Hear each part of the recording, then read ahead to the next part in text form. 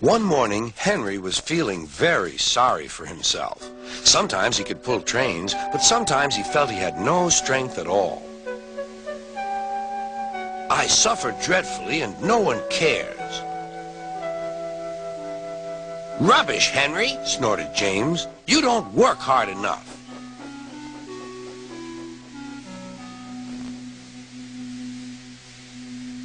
Sir Topham Hatt spoke to him too. What's wrong with you, Henry? You have had lots of new parts and new paint too, but they've done you no good. If we can't make you better, we must get another engine instead of you to do the work. This made Henry, his driver, and fireman very sad.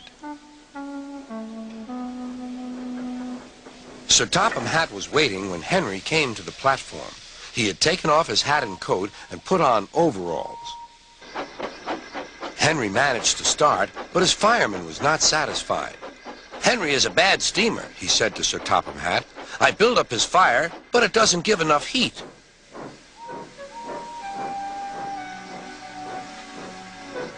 Henry tried very hard, but it was no good. He didn't have enough steam and came to a stop outside Edward's station. Oh dear, thought Henry. I shall have to go away. Oh dear, oh dear. All he could do was to go slowly onto a siding, and Edward took charge of the train. Sir Topham Hatt and the fireman went on discussing Henry's troubles. What do you think is wrong, fireman? Asked Sir Topham Hatt. Excuse me, sir, he answered, but the fact is the coal is wrong. We've had a poor lot lately, and today it's worse. The other engines can manage. They have big fireboxes. Henry's is small and can't make the heat. With Welsh coal, he'd be a different engine. It's expensive, said Sir Topham Hatt, but Henry must have a fair chance. Jane shall go and fetch some.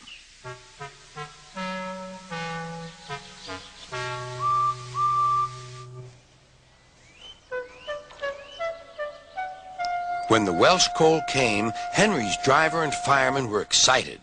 Now we'll show them, Henry, old fellow.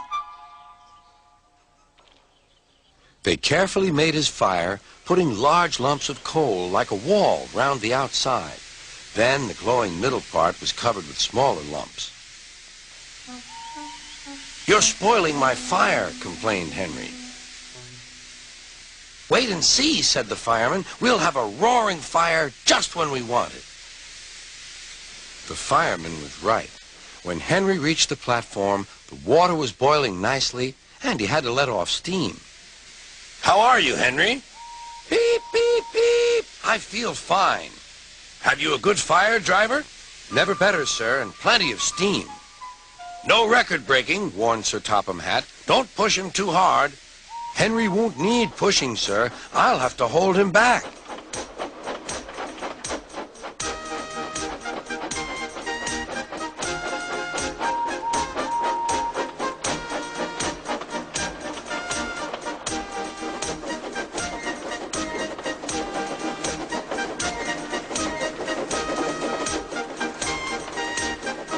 Henry had a lovely day.